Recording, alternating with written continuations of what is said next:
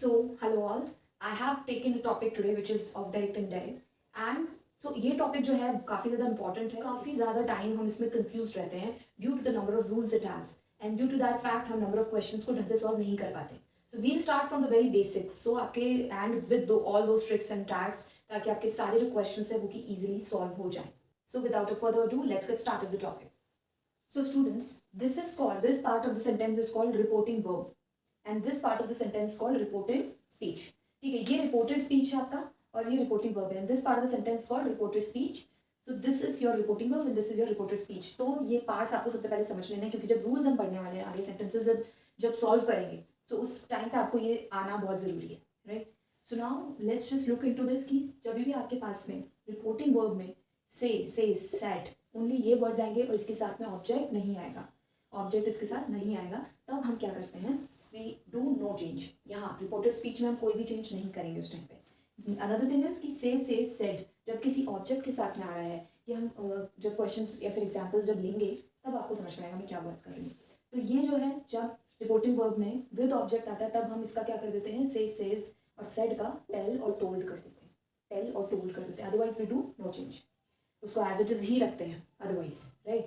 Now we have some sort of another rule जिसको हमको देखना है. जैसे कि डायरेक्ट इनडायरेक्ट में जब दिस होगा, डायरेक्ट के अंदर जब रिपोर्टिंग वर्ब में दिस होगा तो हम उसको दैट में चेंज कर देंगे. दिस को हम करेंगे दैट में. These, those, just, then, just now, just then, today, that day, tomorrow, the next day, now, then, here, there, thus, so, ago, before, yesterday, the previous day. I have some rules in front of you, right. So ये जो rules हैं काफ़ी ज़्यादा important हैं क्योंकि जब आप questions को सॉल्व करोगे तो ये बेसिक्स अगर आपके क्लियर होंगे तो क्वेश्चंस आपके इजीली सॉल्व हो जाएंगे, right. So what this rule says is कि अगर आपको टेंस के रूल्स याद हैं तो इसमें आपको बिल्कुल प्रॉब्लम नहीं आएगा, राइट. जैसे कि फर्स्ट फॉर्म अगर आपके पास में है दैट मीन्स कि फर्स्ट फॉर्म क्या होता है, एस, राइट. और first form may be first form also, और may be you can say कि सिंपल प्रेजेंट टेंस जब आपके पास में है then you have to use second form of the verb. So simple is कि फर्स्ट फॉर्म है तो second form of the verb लगेगा आपका. Second form of the verb अगर डायरेक्ट में है, ये सारा जो पोर्शन है डायरेक्ट का है, ये है इनडायरेक्ट का, okay. So second form of the verb अगर आपका डायरेक्ट में है then you have to use had plus V3, that is verb का third form. And if you have had plus V3 over here then you have to do no change. यहाँ पर आपका कोई भी चेंज नहीं होगा, सेम टू सेम रहेगा. Had, ये फिर आ जाते हैं इजमार. इजमार के बाद में देखिए क्या होगा, इजमार में आपका वॉज वर्ड हो जाएगा. सिंपली हम पास में चेंज कर रहे हैं इन सारी चीज़ों को. हैड बीन का आपका नो चेंज रहेगा, यहाँ भी no change. Then may, shall, will, etcetera, इनका क्या होगा, इनका आपको माइट, शुड, वुड एक्सेट्रा करना है. कैन का आपको करना है कुड, राइट. ये आपकी सारी चीज़. जैसे कि he said to me I never eat sweets, ये आपका एक एग्जाम्पल है. तो इसमें आप देख सकते हो कि सेड आया है रिपोर्टिंग वर्ब में. अब रिपोर्टिंग वर्ब में अगर आपके पास सेड आया है तो आपको उसके साथ देखना है कि ऑब्जेक्ट भी है क्या. तो इट इज़ विद ऑब्जेक्ट, इसके साथ ऑब्जेक्ट भी है.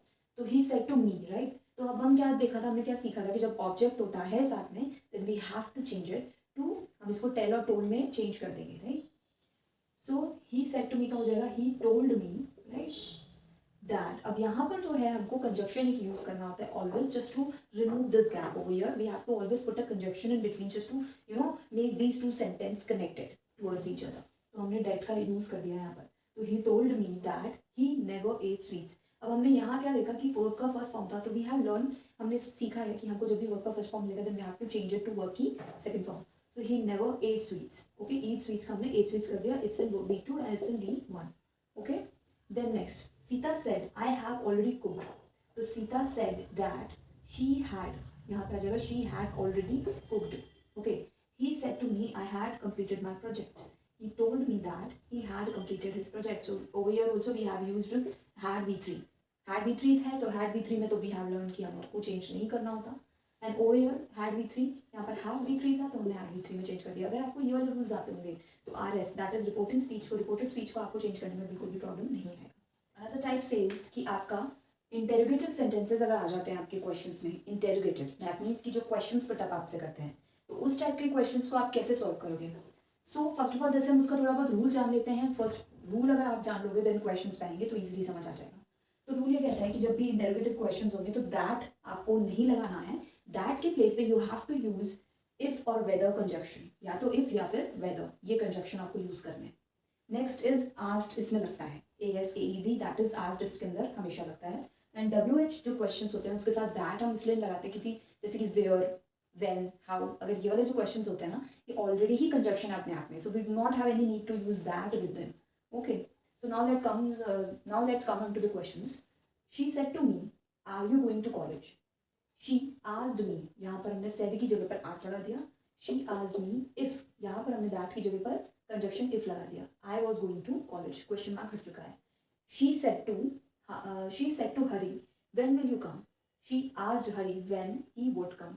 विल का हम वुड कर चुके हैं, ये हमने रूल्स में नॉर्मली सीख ही लिया था स्टार्टिंग में.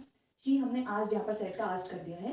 And then she asked Hari when, क्योंकि यहाँ पर WH था तो now you guys will ask me. अब अगर आप पूछोगे कि यहाँ हमने व्हेन क्यों लगा, मतलब व्हेन की जगह पर इफ या वेदर क्यों नहीं लगा या फिर दैट क्यों नहीं लगा, क्योंकि हम ऑलरेडी सीख चुके हैं. WH क्वेश्चन अगर आपका यहाँ आ रहा है, RS that is reporting speech में, रिपोर्टेड स्पीच में अगर आपका WH पड़ा है, देन आपको डेट लगाने की नीड नहीं, अपने आप में ही कंजक्शन बहुत है. तो she asked Hari when he would कम, ये हो गया आपका.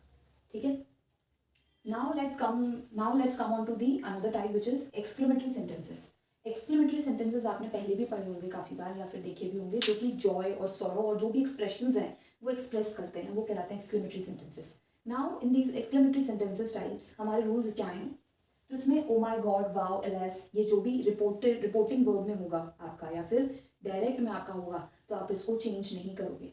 ठीक है, मतलब आपको इसको इनडायरेक्ट में नहीं लगाना है, इसको आपको बिल्कुल नहीं लगाना है. नाउ एक्सक्लेम विद जॉय, इनकी जगह पर आपको ये लगा देना है सेंटेंसेस के अकॉर्डिंग होगा ये, कि अगर सेंटेंस में जॉय एक्सप्रेस कर रहा है या फिर सॉरो या फिर हैप्पीनेस जो भी है, तो उस अकॉर्डिंग्स में आप लगाएंगे exclaimed with joy, exclaim with sorrow, applause, surprise etcetera. So many things can be there. So exclaim with करके आपको लगाना है. Now conjunction that to be used. Okay, conjunction that का आपको इसमें यूज कर, दैट आपने यूज कर लिया. आप कोई भी विश, अगर कोई सेंटेंस विश एक्सप्रेस कर रहा है कि अगर मैं बर्ड होता, if I were a bird, तो उस अकॉर्डिंग्स में हम क्या लगाएंगे, विश्ड लगाएंगे और वुड भी लगाएंगे. विश्ड और वुड भी, इतना याद रखो. Now let's come on to the questions. She said if I were a bird, ये क्या है, एक विशिंग वाला सेंटेंस है जहाँ वो विश कर रहे हैं. तो इस सेंटेंस में शी विश्ड, हमने यहाँ विश्ड लगा दिया सेड की जगह पे, दैट का दैट आ गया, यहाँ पर दैट आएगा. ठीक है. If I were a bird की जगह पर हमने क्या लगा दिया, she would be a bird. She क्यों लगाया है पता है, you know about it. She यहाँ था, if I were a bird, she is talking, she की बात हो रही है यहाँ पर. ठीक है, तो हमने she would be a bird, word की जगह पर वुड बी कर दिया. ठीक है.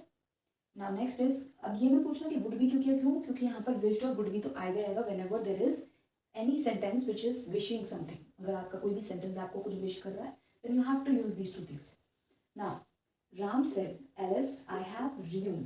ठीक है, हैव रीयून, तो अब राम एक्सक्लेम विद सॉरो, यहाँ पर हम क्या कर देंगे, एक्सक्लेम विद सॉरो. ठीक है, क्योंकि वी नो ये आपका थोड़ा सैड सेंटेंस है. Then that he had been ruin. ठीक है. So now let's move forward towards the next type. So the next type is optative sentences, right? So the optative sentences are the ones जिसमें कि आपको देखना पड़ेगा अपने according to the sentence कि उस पे sentence में किस तरीके का question गिवन है. Like we have to put prayed, blessed accordingly, according to the question. इसमें आपको कोई भी मतलब blessings ठीक है देगा, या फिर आपको कोई भी कुछ suggestion देगा, या फिर आपको कोई, ठीक है ना. तो इसमें हम क्या करते हैं, जैसे sentences एक बार देख लेते हैं, तो इसमें हम that का यूज़ करते हैं और prayed और blessed का यूज़ करते हैं. Now he said to me, may you live a happy life. So he blessed me. यहाँ पर said की जगह पर हमने blessed कर दिया. अभी this is a kind of blessing. That's why we used blessed. So he blessed me that I might, may का हमने might कर दिया, live a happy life. My mother said to my friend, may you live long. My mother blessed, may you live long. This is a blessing. My mother blessed my friend that he might live long. It's very easy, right?